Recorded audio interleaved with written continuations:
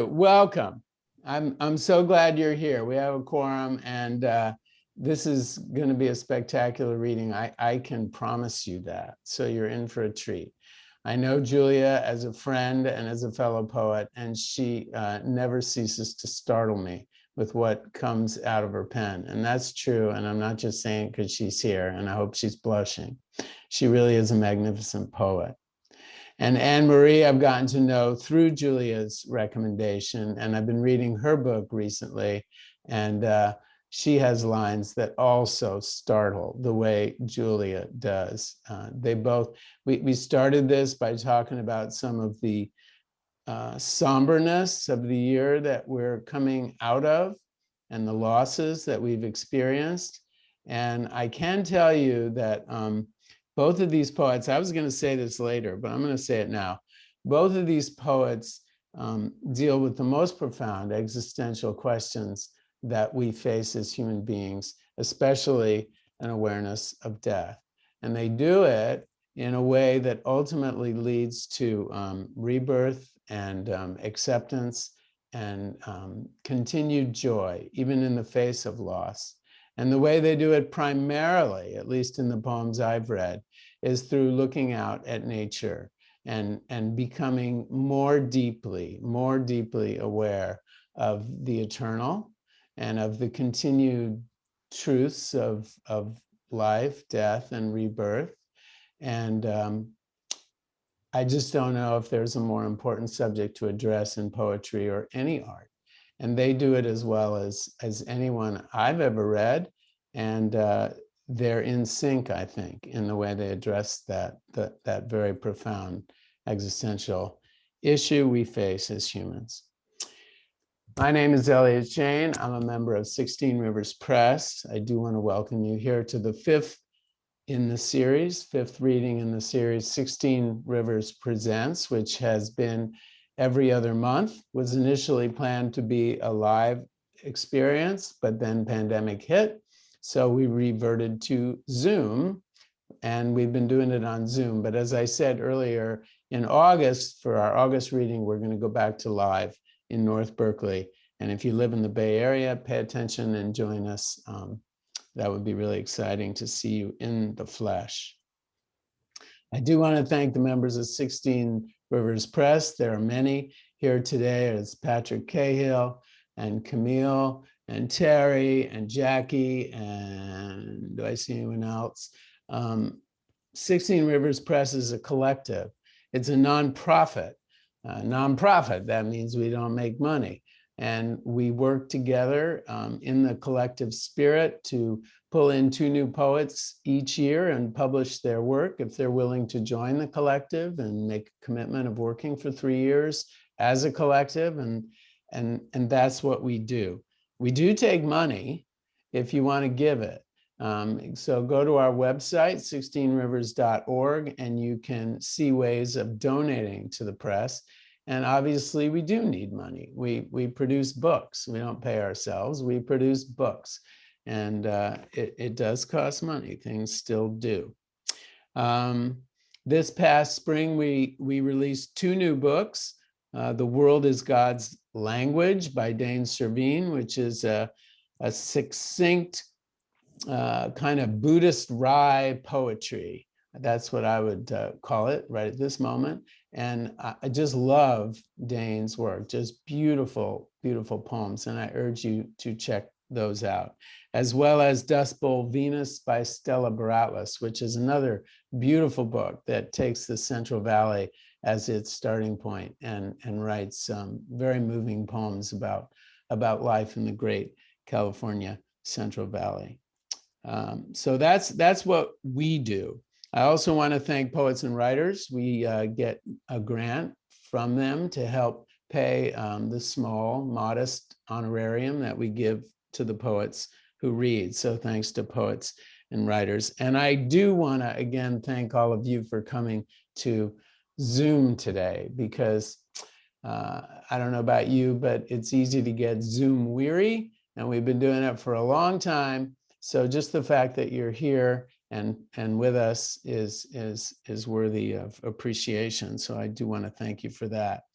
You can find these readings, one of the reasons we're recording it is because these readings have been going up on our Zoom channel. We have a Zoom channel on YouTube. Well, no, a YouTube channel, 16 Rivers YouTube channel, and you can find past readings, and this one will go up there too. So if you hear a poem that really bowls you over and you don't ever get the book, you could go to YouTube and hear it again. And of course, great poetry needs to be heard again and again. But I do urge you to get the books. That's how poets, really do their thing. And I'll just use the visuals. This is Anne-Marie's latest book, Heaven Beneath, which is from Persea Books. And this is Julia's just recently released book, Ordinary Psalms, from LSU Press. So please go find it online. So today we are featuring Anne-Marie Macari and Julia B. Levine. And I could, talk, I already did allude to how they transcend through their observations of nature. But there's somebody who does that in such a beautiful way that I'm going to let him really introduce them. I'm going to let somebody else really introduce them. But before I get there, let me do the business-like introduction. Anne-Marie Macari is the author of 5 books of poetry, including her most recent book, Heaven Beneath, from Persea, 2020. Her previous book, Red Deer, also from Persea, 2015, explored Paleolithic cave art. In 2000, Macari won the APR Honickman First Book Prize for Ivory Cradle, which was chosen by Robert Creeley. And Anne-Marie, there was a piece in either the New York Review of Books about Robert Creeley or London Review. Did you see? I don't know if you saw, but you might.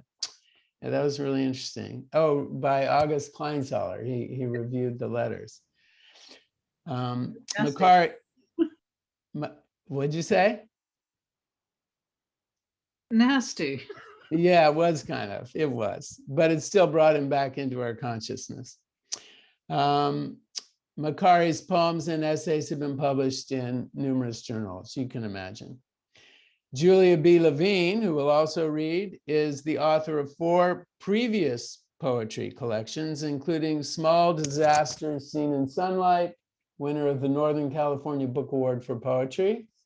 She is also a recipient of the Discovery Nation Award and the Pablo Neruda Prize for Poetry from Nimrod. Her work has been widely published in journals such as Ploughshares, Prairie Schooner, and Southern Review. She lives and works in Davis. And Anne-Marie is joining us from New York. Okay, so I want to let Rainer Maria Rilke introduce the two of you. And this is the beginning of the 8th elegy.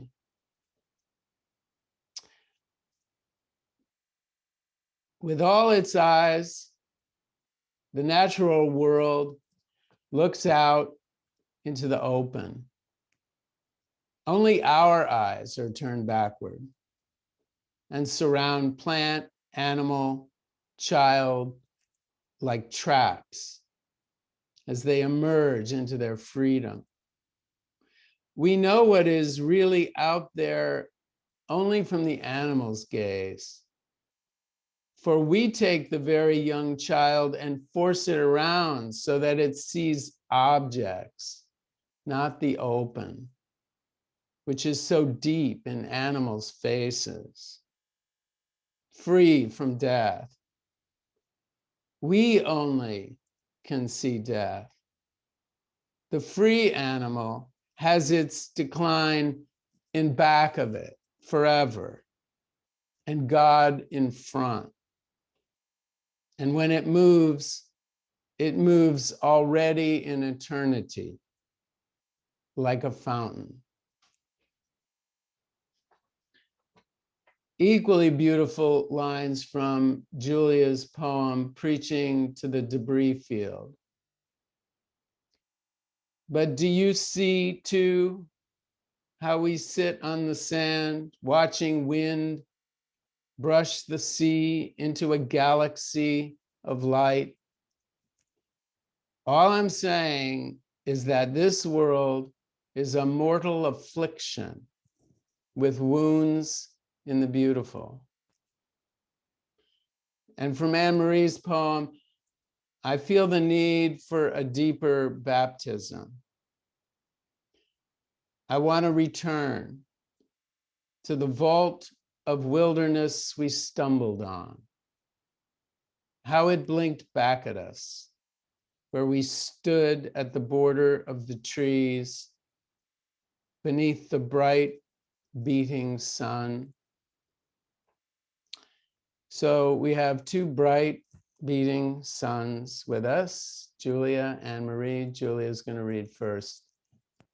It's all yours.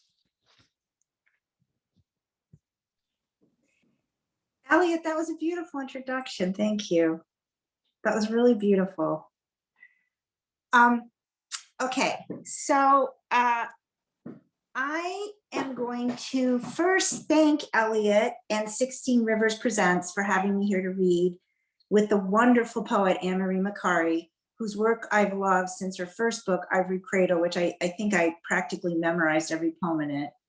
And I just want to say her new book is really beautiful too. And oh, I've got upside down, but man, I love this sculpture on the front. And then just if you feel like it, this is my book from LSU Press. So I'm going to talk for just a few minutes about how this book came to be. When my eldest daughter was 7, she asked me if I believed in God. And I said, I don't know. And she said, well, you better figure it out, Mom. I was almost 60 when I decided to seriously try and answer this question. And I wanted to answer it because I had just lost a very close friend to suicide. And I've had a lifelong visual disease that had progressed to the point that I now had a visual disability, which you guys should all know in case I ever see you on the street and I don't say hi, it's because I can't see you very well. So if you just say hi to me, I'll be so happy. So don't think I'm snotty. So at around 60, I decided it was time to read and write my way into some kind of answer to the God thing. And I read a whole lot of different religious texts. And at some point, I decided what I really loved was the Book of Psalms. These are prayer songs, you all know, they're very poetic, and they express at least as much doubt and anger and sorrow about life and God as reverence and praise, which I felt like I could really get behind the doubt and anger and sorrow. And I was particularly interested that given that I had this visual disability, I wanted to understand the spiritual notion of vision as distinct from the purely perceptual sense of sight. Or to say it another way, how did vision, spiritual vision, help when sight failed? So I'm going to start with a poem at the beginning of the book called Psalm with Near Blindness, and it's in 2 parts. Psalm with Near Blindness, 1. The world mostly gone, I make it what I want. From the balcony, the morning, a silver robe of mist. I make a reckless blessing of it. The flaming, flowering spurge of the world, the wind, the birds stir up as they flock and sing. Edges, yes, the green lift and fall of live oaks. Something metal wheeling past. And yet, for every detail alive and embodied, the horses with their tails switching back and forth, daylilies parting their lobes to heat. I cannot stop asking, sparrow or wren, oak or elm, because it matters if the gray fox curled in sleep is a patch of dark along the fence line, or if the bush hung with fish kites is actually a wisteria in flower. Though even before my retinas bled and scarred and bled again, I wanted everything different, better. And then this afternoon, out walking the meadow together, my husband bent to pick a bleeding heart, held it as close as I needed to see its delicate lanterns, the shaken light. 2. Dear, he says, our car stopped in traffic. And since I can't see them, I ask where. Between the oaks, he answers. And since I can't see the between, I ask, in the dappling? He takes my hand and points to the darkest stutter in the branches. And I see a shadow in the sightline of his hand, his arm, his blue shirt with its clean scent of laundry, my hand shading my eyes from glare. There, he says, and I can see the dark flash of them leaping over a fence, or as it reads, one a buck with his bony crown, and one a doe, and one smaller, a fawn. But by then, it seems they've disappeared. And so I ask, gone? And he nods. We're moving again. And so I let the inner become outer, become pasture and Douglas firs with large herds of deer, elk, even bison. And just beyond view, a mountain lion, auburn red, like the one we saw years before, hidden behind a grove of live oaks, listening.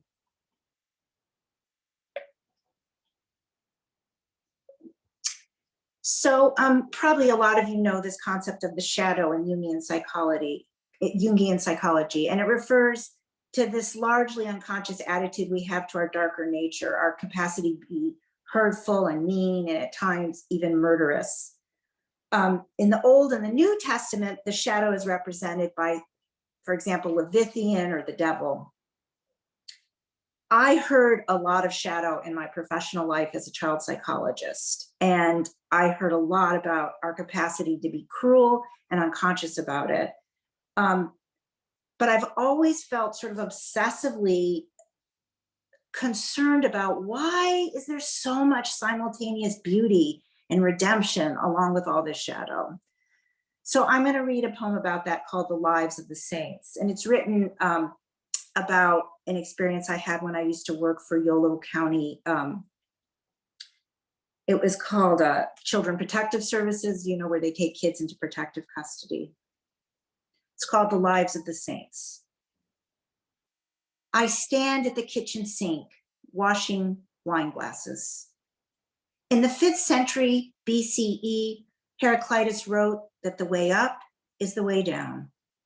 Like my 5 empty bottles of Merlot and Recycle, and the depression I'd fallen into before quitting my job, clinical director of the county emergency shelter, which meant talking to children after their father lit them on fire, the foster parents forcing them to eat from a dog bowl on the floor while the biological kids ate at the dinner table. The saints were all about suffering, scourges, crucifixion, drownings. Nothing but death led a saint to give up on intercession. As for me, I'd seen my last 4-point restraint of a preteen with HIV, last feral kid armed with a blade extracted from the pencil sharpener. Now I look out the kitchen window, remembering this one kid, her hair a dark forest of perfectly matched furs, her angled cheekbones, black eyes. In Catholicism, only an exercise of infallible magisterium makes a saint. Or to paraphrase Heraclitus, the Pope decides if a saint's way down is the way up. For 10 years, that girl was returned to us after every failed placement with a new tattoo or piercing for every John she tricked, only to hang herself on her 18th birthday. It was March, vernal equinox, first day of spring. Emancipated minor, they called her at social services, meaning no money, nowhere to go. Did I already say she was extraordinarily beautiful? Before her, I thought beauty was easy to see, something the spirit feasted on while the saints starved themselves on behalf of the afflicted. Now I set the wine glasses on a clean towel to dry, stare at the plum tree that secretly erupted into blossom overnight. I still can't tell you the girl's name, but I'm whispering it to myself. She taught me something true about beauty. It is not just those impossibly perfect stars of petals detonated all at once. It's how you see the rain-dark branches when the white lace is gone.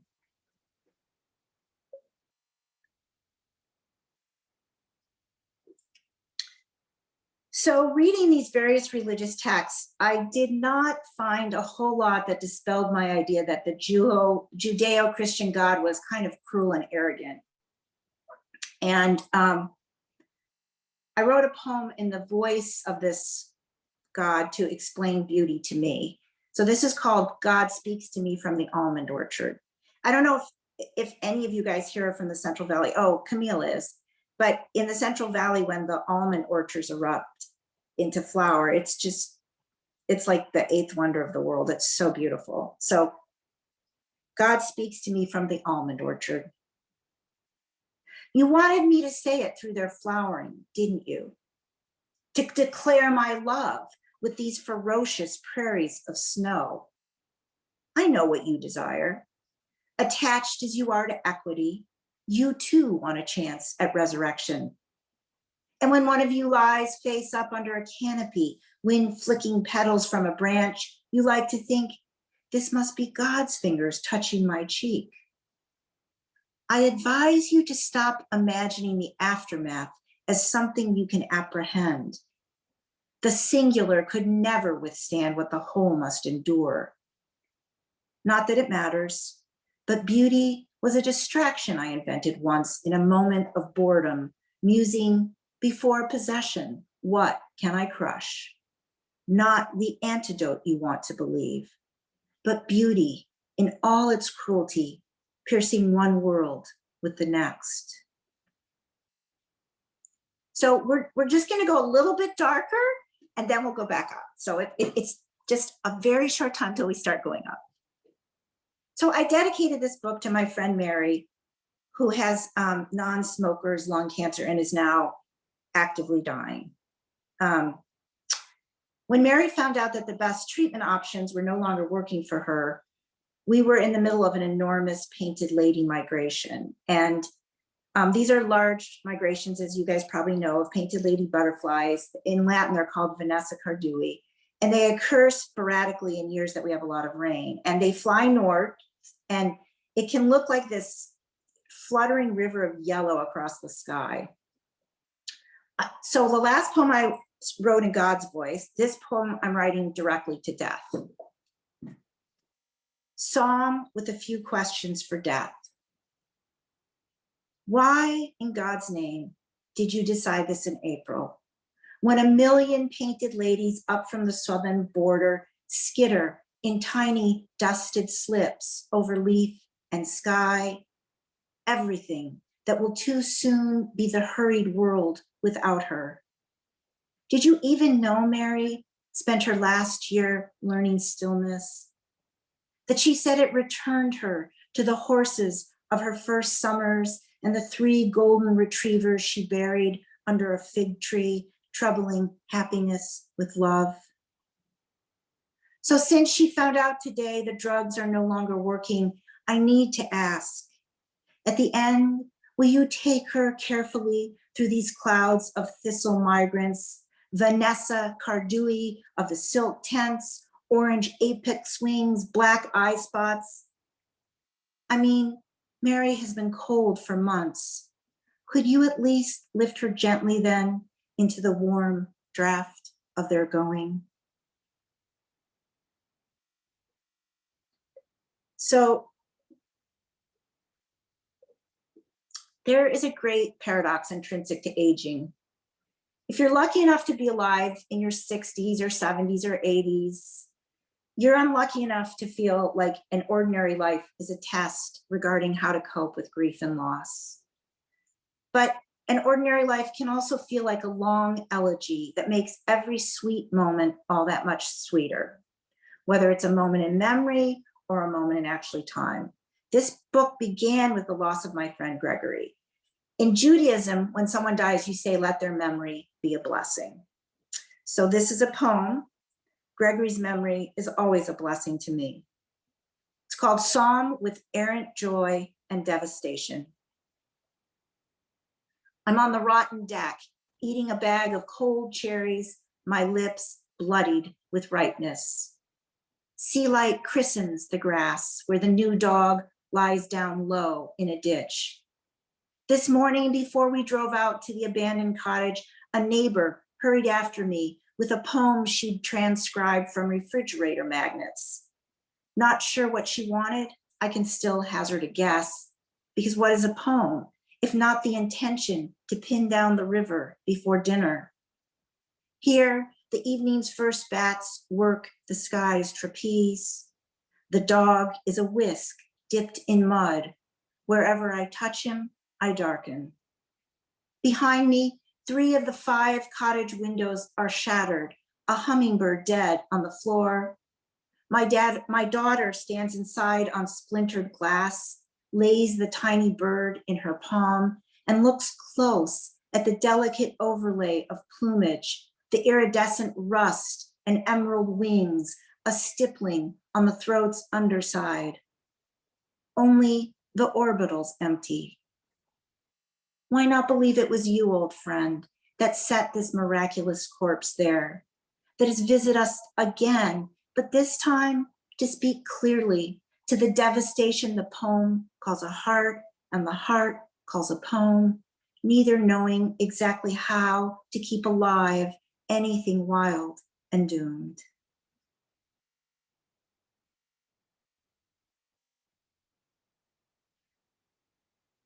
So surprisingly, this project of mine did succeed in helping me know what I believe about God. And I'm just going to very succinctly tell you my belief about God, that it's both a noun and a verb. It's a word I use to acknowledge the emotional state of awe, a word for the larger knowing, the unsayable whole of the world. God for me involves as much faith as doubt, reverence as rage, grief as joy. Mostly though, God for me is the process of asking and trying to answer, not giving up on truth, not expecting to know something so much faster than one small ordinary life can ever be expected to elucidate. As for my question about vision, I really miss my sight. So this is a poem called Sea Ranch Song.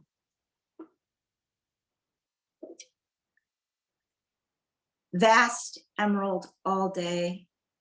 At dusk, the sea turns to ink, the sky a bonfire. Now let it be what it must, though you will ask why. What did I do? A full moon opens her white coat to the dark matter of it, the all-night breathing of sea, its all-night breaking. You were given a heart like a busted window, and through it arrives the gold of late summer headlands and one black marble salted with constellations.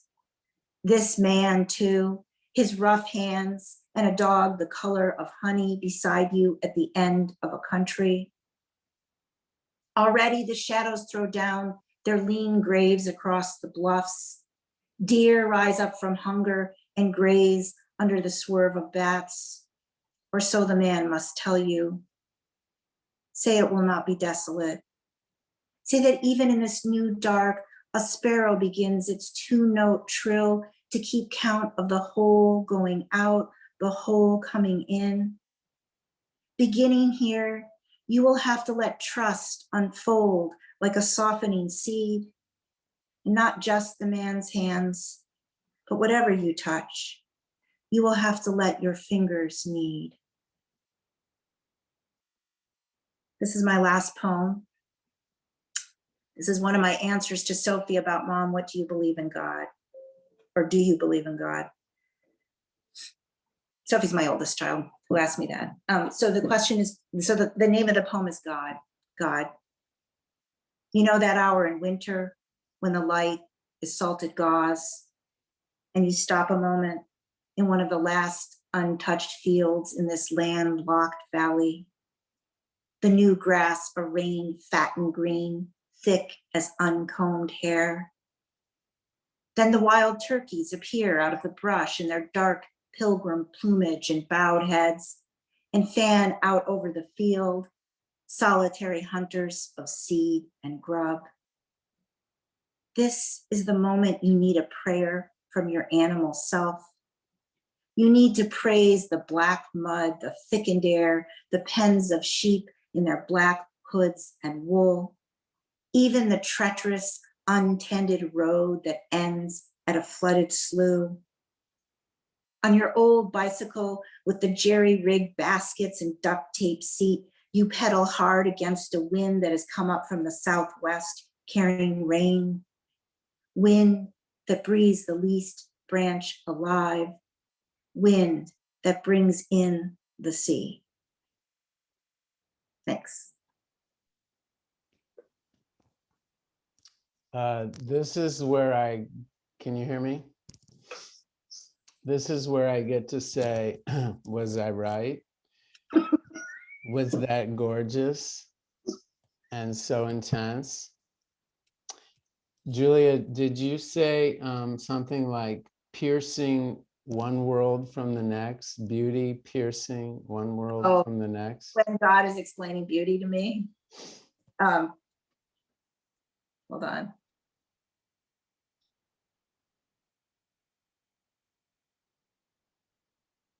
Beauty in all its cruelty, piercing one world with the next. Wow. Okay. Cruelty.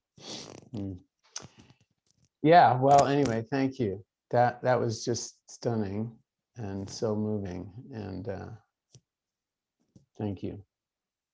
Thank you, Elliot. Thank you for writing those poems. So you can all get the book and read one to yourself. I don't know about every night. I'm not sure what it'll do to your dreams, but how about in the morning to prep you for the day? They aren't all that dark.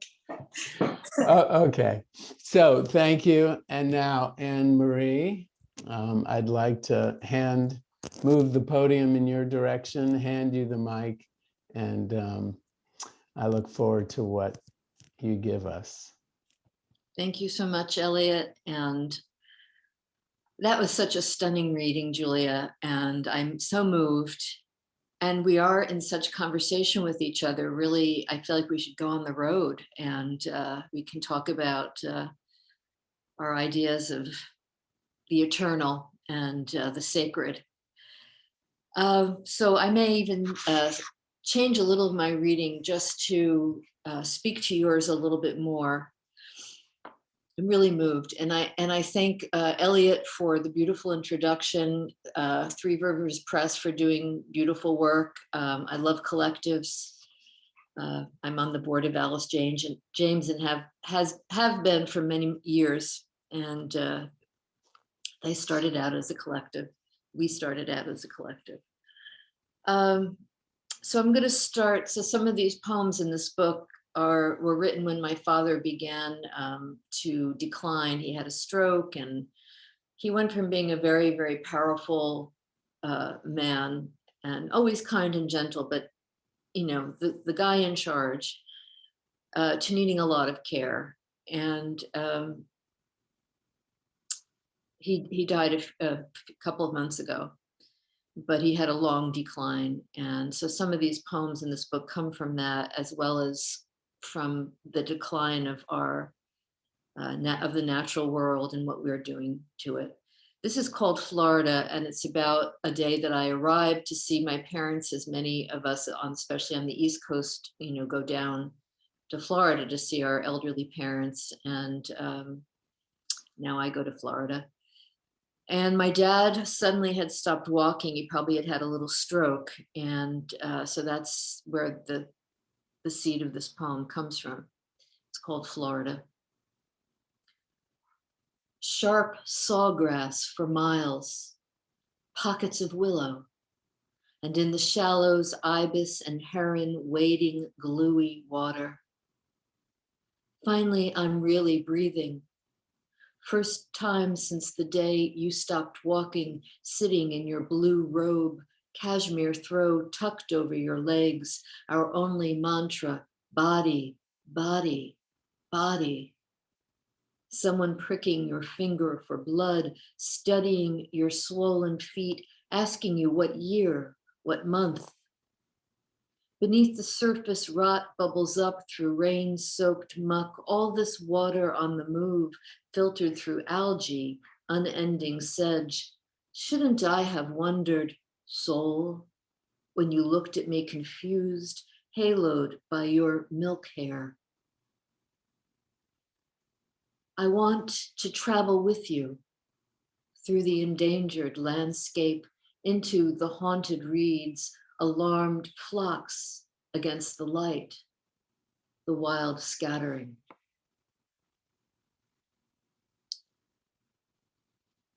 And because Julia read about a hummingbird, I'm going to read my hummingbird poem as well.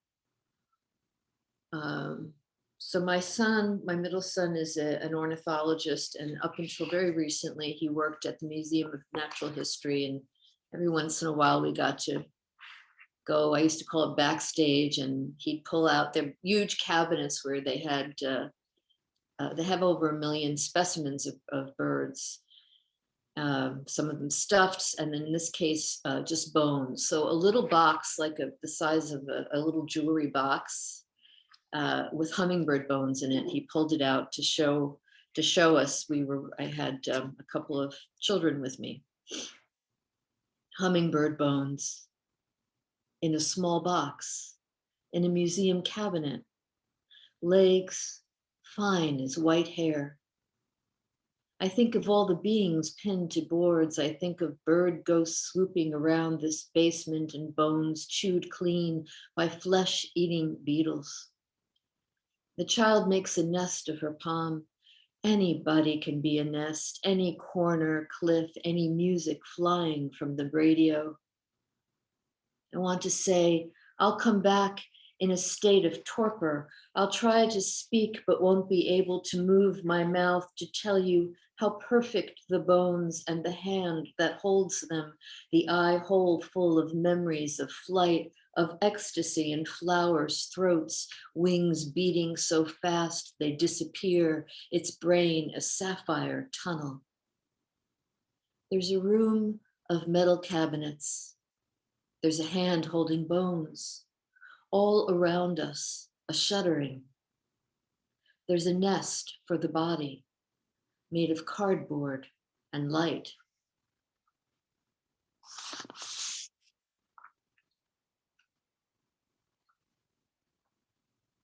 So Eliot referenced a poem called I Feel the Need of a Deeper Baptism. I actually have 4 poems of that title in the book, one in each section. And they come out of many years of exploration, thinking about in our Western Christian Judeo way of looking at things. God is up there. We're supposed to transcend, leave the body to go someplace, to go to heaven or to this other place, and that being down here in the body is somehow not so great. So I have a lot of trouble with that. And so these poems are about really coming down, a baptism in the earth and feeling the sacredness of the earth. And since Eliot read a line from that poem, I'll read the poem. I feel the need of a deeper baptism.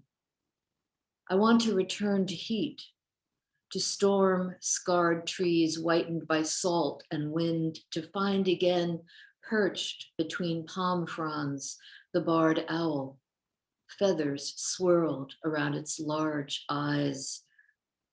I feel a need. My mind awkward, unmoored, my mind without a roof, and green fronds like curtains across my chest. Along the seed floor, inside the humus. Oh no, I said that wrong. Oh dear. Along the seed floor, inside the humus, carcasses of small creatures decay, microbes dine. I want to return to the vault of wilderness we stumbled on, how it blinked back at us, where we stood at the border of the trees beneath the bright, beating sun. And the title of that poem, I Feel the Need of a Deeper Baptism, is the title of a Shaker spiritual. And some of the poems in this book have titles from these spirituals. The poems themselves are not about Shaker beliefs, and they don't refer to the lyrics, but they were sort of a jumping off place for me after seeing an incredible production in New York of Shaker spirituals. I couldn't see. Clouds layered and lit, sailing above the tops of buildings, the way herds must have passed across plains, owning the earth when all wild was wild and we were herds ourselves. Last summer, hiking up north, we broke off twigs with clusters of blueberries and grazed as we walked, bringing branches near our mouths, pulling off the fruit with our teeth. And I felt young again in the old forest and felt old having carried these memories across the sprawling continent, seeking trees and open water, finding animals in their rightful homes. Since the loss, I'm unwinding the wire wrapped around my body. I couldn't see it. I hurt everywhere. Hard to breathe, to sleep, hard to move through the saturated air. Rising, we skirted warm bear scat, passing trees older than ourselves, climbing extinction's ridge to where the view opened through spruce and hemlock, the forest shifting, moving around beyond us. So before this started, we were having a little conversation. We were talking about the poet Jane Mead, who died 1.5 years ago, and who was a dear friend of mine, and 2 other people here. And I had written a poem when she was very ill,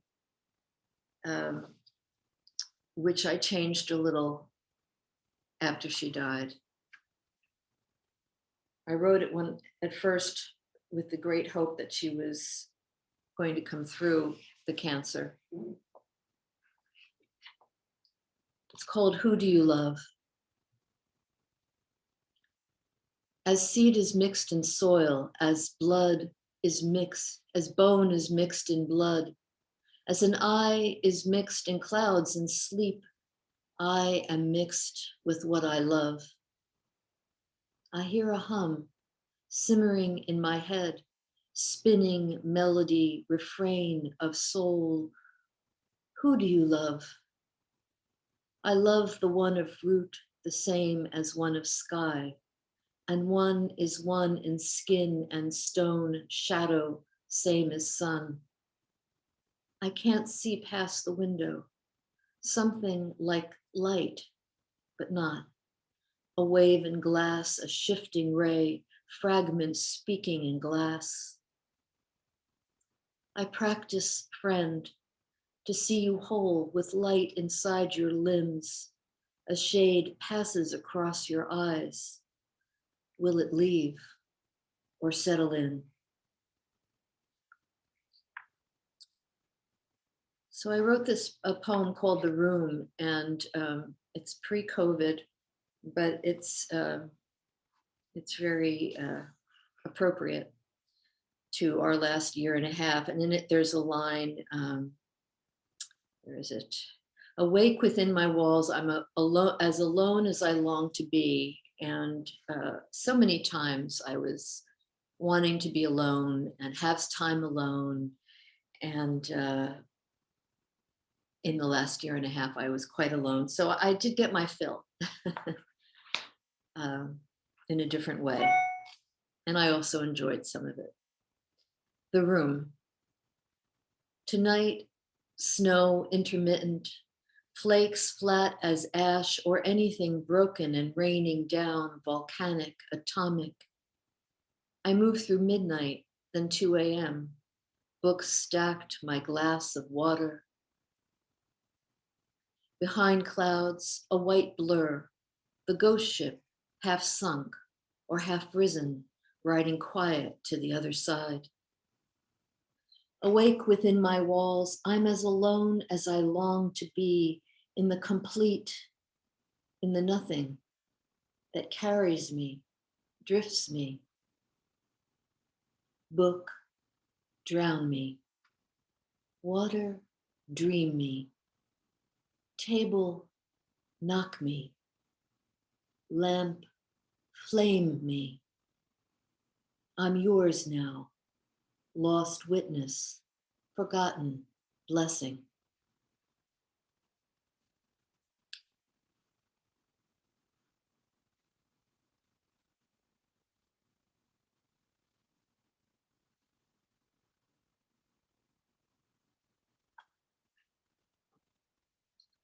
There's another,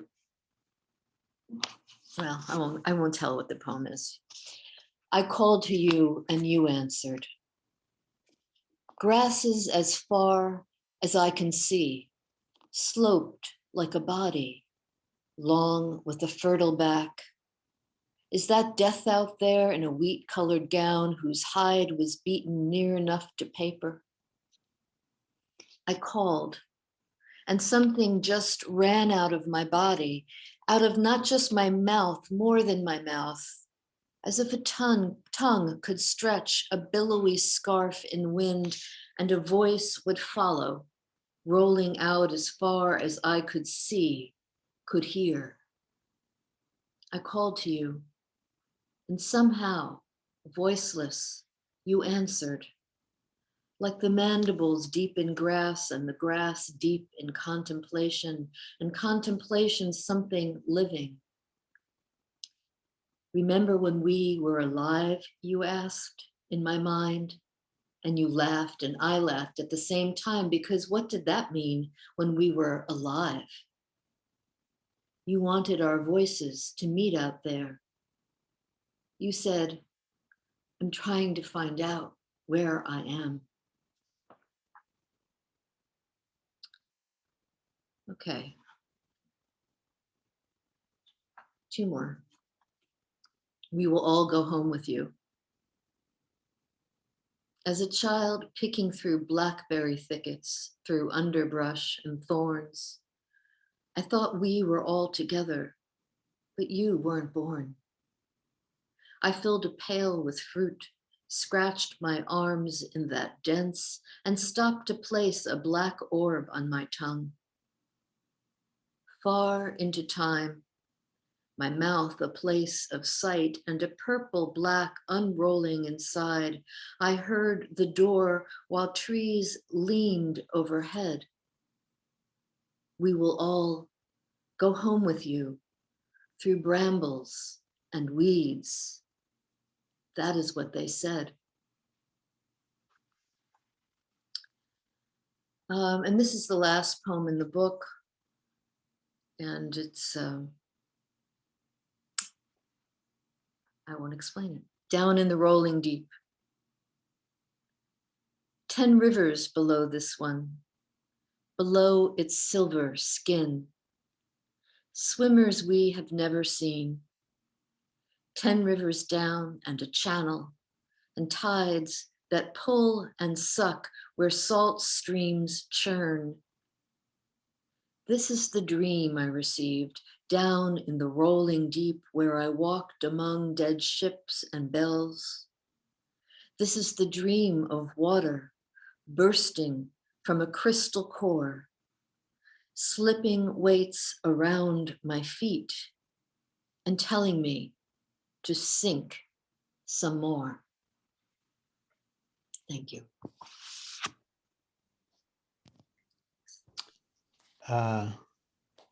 What does one say? Maybe hush. Perhaps beauty and truth redeem. I don't know about the rest of you who are here, but that was one of the most moving readings I've been to. And if we wanna, we will unmute everyone and we will come together. And if you want to say anything or share an image that moved you particularly, like for me, I just want to say that hummingbird brain, which is a sapphire tunnel. Wow, I'm going to think about that one for a while. And also that tongue billowing with the voice following it. I mean, this is what poetry does. It just takes us out of the quotidian and into the realm of the eternal and the magical and the beautiful and the moving. So I'm going to stop talking. I'm going to ask one of my co-hosts to unmute everyone. And if you have things you want to share with the poets, then please do.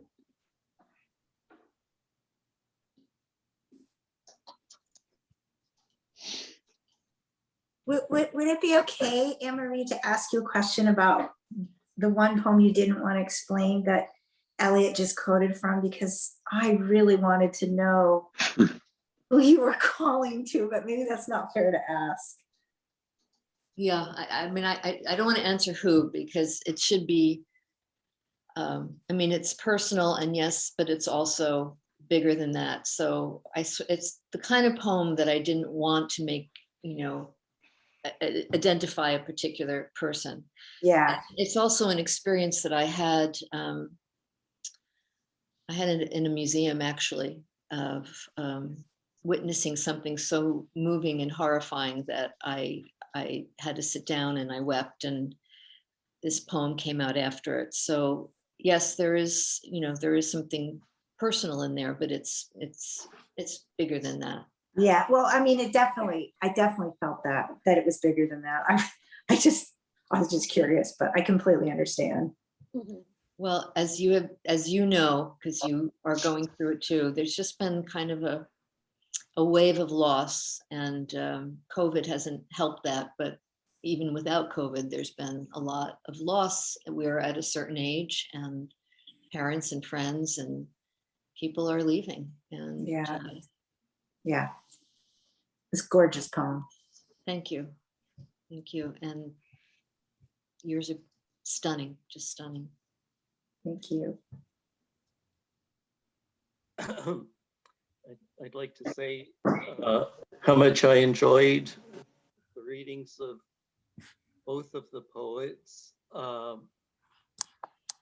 You seem to know so much. You're so sensitive. You express yourselves so well. I'm wondering a bit about the process, and maybe this is something that poets, discuss ad nauseum, but I'm not a poet with each other. But like, what is the process? How long does it take to write a poem? How do you change it? Anne-Marie mentioned that she changed it after her friend's death, but otherwise, when do you feel it's ready? And do you assign yourself a certain schedule of poetry writing? So I'm sorry for all these funny questions, but I'm just interested in the process. Monroe, they are not funny questions. They're great questions. And thank you for everything you said too. I hope it's okay, Anne-Marie, if I go first, since he's my one and only beloved uncle. So my process is really, really messy and weird. Sorry about that. That's my phone. Sorry. Sorry about that.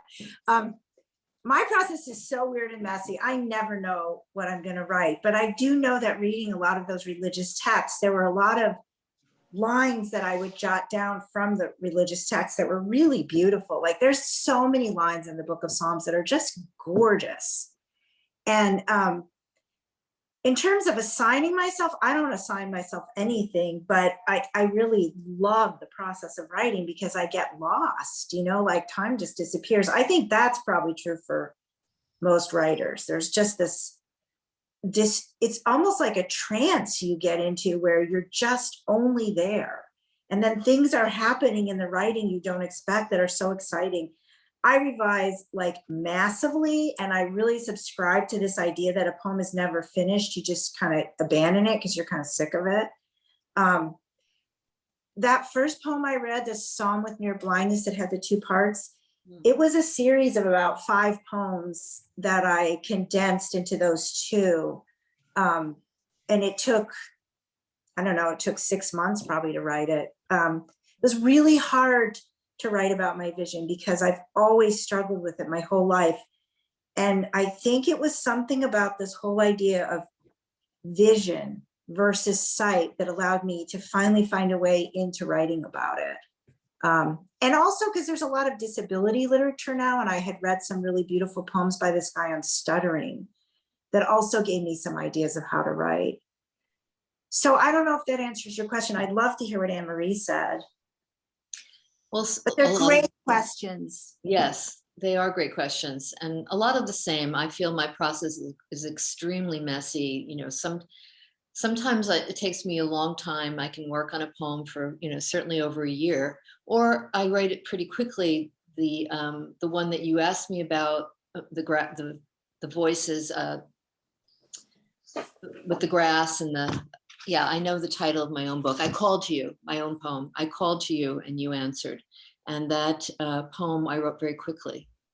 Once in a while that happens, and you're just super grateful to have something come out of you, and you don't know where it's from. You just, if you trust it and just let it happen, it does. And that's a great moment.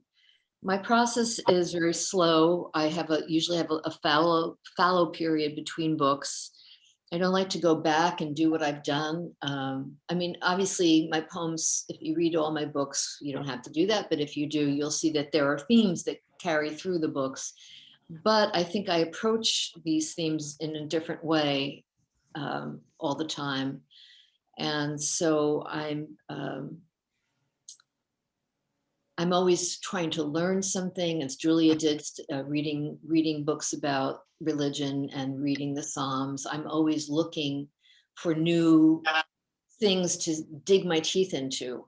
I spent several years in my last book studying cave art and going to see cave art, and I was obsessed, and it was one of the most